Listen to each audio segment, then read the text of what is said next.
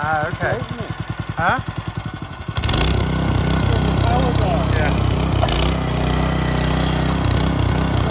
Ah, okay. So I'm just about to plant watermelons and melons here.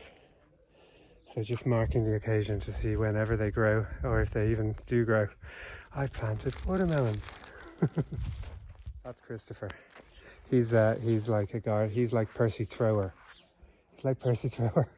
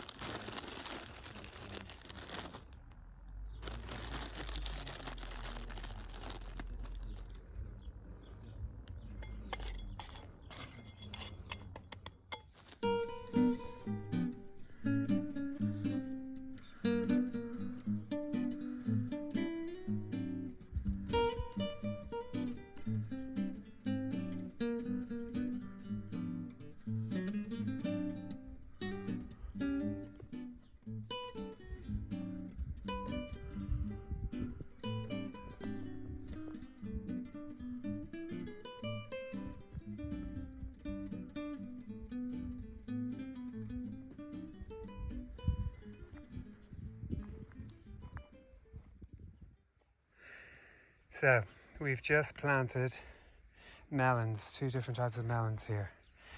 So we'll see how they go in Chris and Marcus's fabulous garden.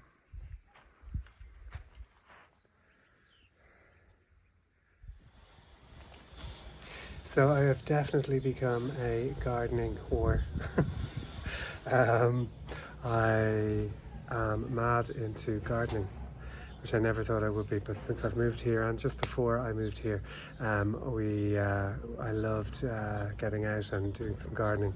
And what's great about being in the Algarve is everything grows, so you know you can grow whatever you want because you have the fantastic weather. Obviously sometimes it's way too hot, but most of the time it's everything grows beautifully.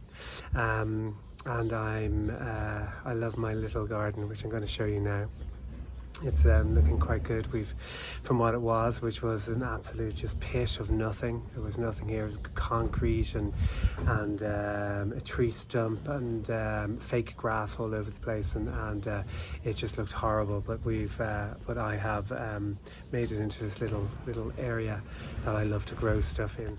So as I said, I've become a bit of a plant whore. So this is a clematis, or a camellia, I beg your pardon, camellia, which I bought in Aldi. The great thing about being over here, they have fantastic plants for sale in Aldi, which I love, and I buy a lot of them unbeknownst to my husband, who goes a bit mad when I spend more money on plants. He thinks that we've got enough, but I say we've never enough, so I'm just going to repot that now.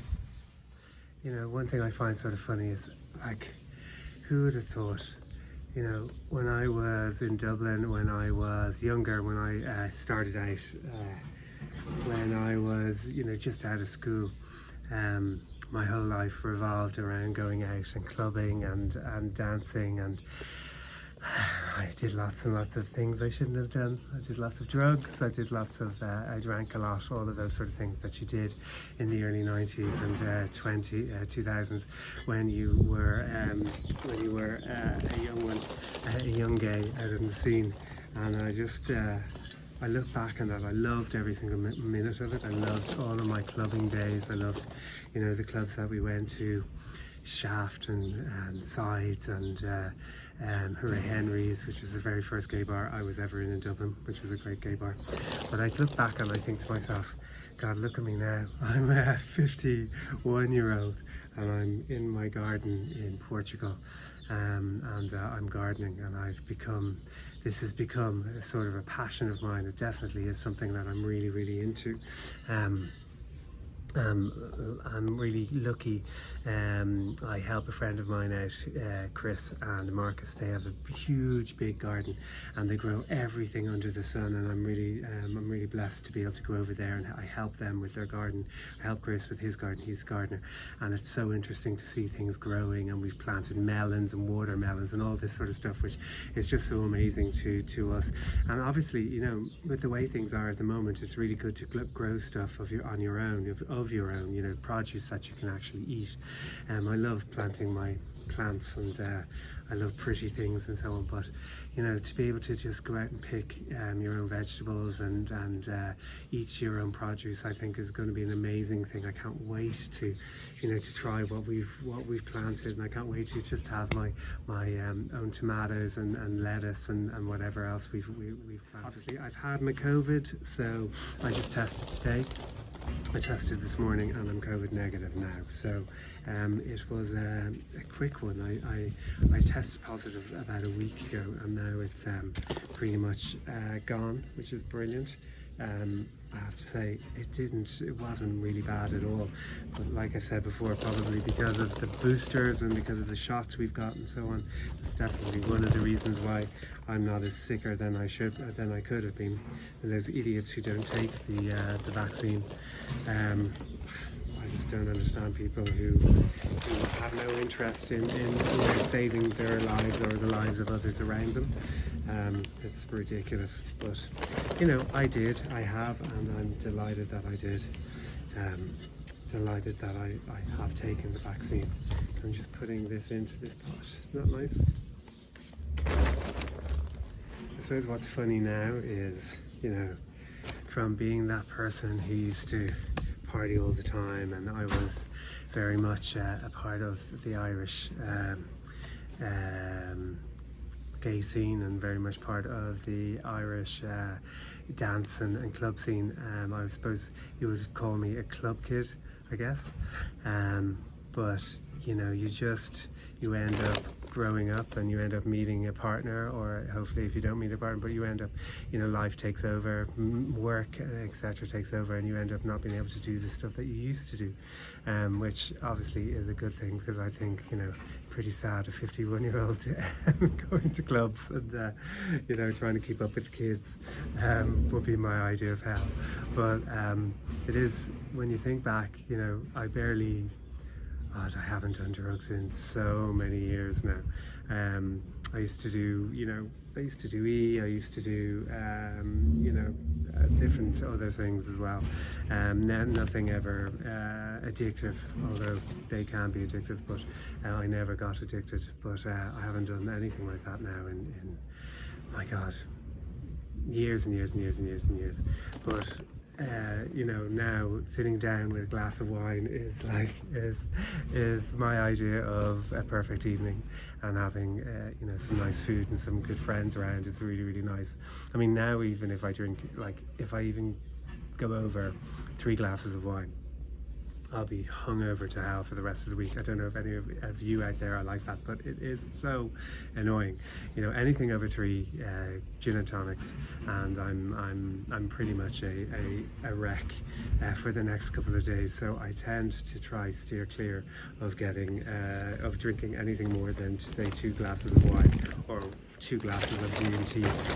If I am going to drink G&T or anything over 3, I know, okay, you have to just do nothing the next day, and probably the next day after that as well.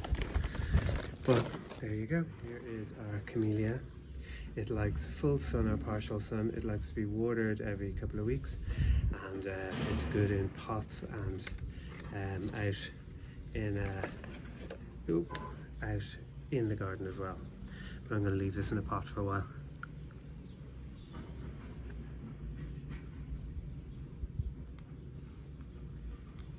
Okay, I strongly advise you do that with not with your teeth.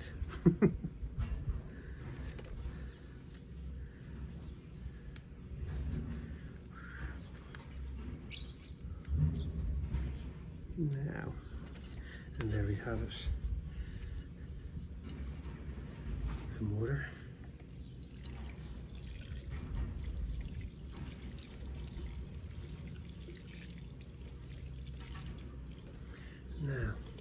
where are we going to put it? So I should show you the plants we bought with us from the Nizan. Yes. Show you the plants we brought with us from Ireland. They're doing so well now. Let me show you. So these came over in the container a year ago, and they were pretty much, we were really worried they were all going to die. A couple of them did, but the majority of them stayed and are doing really well. So I'm just going to show you. So we have, these were pots we brought with us from Dublin, and the roses in them are regrowing. And then we have that, I can't remember what that's called, but it's a bush like thing, and that's growing really well.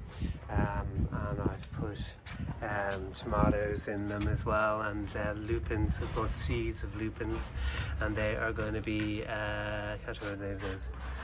And there's the other one there. So they're great pots, they're really, really nice. And also these huge, big, the beautiful plants here, which Paul and Serge, our best friends, bought us. That was a little tiny thing up to about here, and now look at it. And the name of that has absolutely escaped me. I definitely think I am getting too old too quickly. There's the other one there, which is just, that was just a tiny little thing, and now it's all over the place. They bought us the banana tree as well, and they bought us the bird of paradise, which I don't know why, but it hasn't done that well. That's a new leaf, so hopefully it'll come out more. But yeah, so the garden's looking good. That will be a rose bush. That will be a rose bush soon. And this fern here, which we thought was, God, we thought that was dead. That's actually from, believe it or not, from Dingle in Kerry. We brought it with us in a little pot, and it's regrown, and it's doing really well, as you can see. Oh, there are the girls. Hello, girls. Hello. I'm not allowed to have them in the house for some reason, but I have to tell you, every time I come out, they do tend to move around a bit. So one will be, this girl here was in that corner a while ago, and then this one, so they do tend to wander around. I don't know why. Maybe that's the reason Fabi doesn't like them in the house. And I was really scared that this one was going to die. This is a peace lily, and this particular peace lily my mother had, and she gave it to me. I can't remember when she gave it to me, but she gave it to me a good while ago. My mother, unfortunately, now is in an old folks home in Dublin, in Ireland, and she has very advanced Alzheimer's. So it's really, every time I look at it, I think of her. But that is at least, it's a good 35 years old, even older, and it very nearly died. So I had to cut it right back, and then it started to regrow. And so I'm delighted it's come back to life. And we have this one here, which is a camellia, and this is from Ireland as well. So this was in our apartment in Dublin, in Sandyford, and this was in a pot. One of these pots, that was the actual pot it used to be in, but we replanted it into this much bigger pot here, over here. But this was in a corner in the apartment, and it was yellow. It was so in bits, like I thought it was a pear tree because the leaves were so yellow. But then I started feeding it, and it started turning green, and it became a beautiful, beautiful bush because it just had no feed or anything in it. And we moved it here. Then we brought this with us, and we moved it here, and now a lot of it died off. We had to cut back a lot of it because it was dying, and then we realized we needed to repot it. So we repotted it from that one to this one, and then the minute we did that, within, I'd say, a month, it started regrowing, and it had loads and loads of beautiful flowers on top of it, camellia flowers, and they're really pretty. And that's one of the last ones. I think it's probably just about to drop, but it's growing like mad again. All the buds are coming out, and we're so happy it is, because it's just a beautiful tree and a great reminder of Ireland. So we've put up our what you call them? Not tarpaulin, our thingy-majig. We've put it up for this summer. It gets very warm here, so you need something to cover you up. Now, you wouldn't be able to sit underneath this in the height of the sun, because you just sweat. But you know, in mid-evening when the sun is going down, it's a great place to sit and have your dinner, or have guests around and eat, because it just keeps the sun off you. And it's really, really important that you have some sort of shelter, we've discovered here in the Algarve. And tomorrow the windows will be gone. We will be getting our windows done. I can't wait to have those up.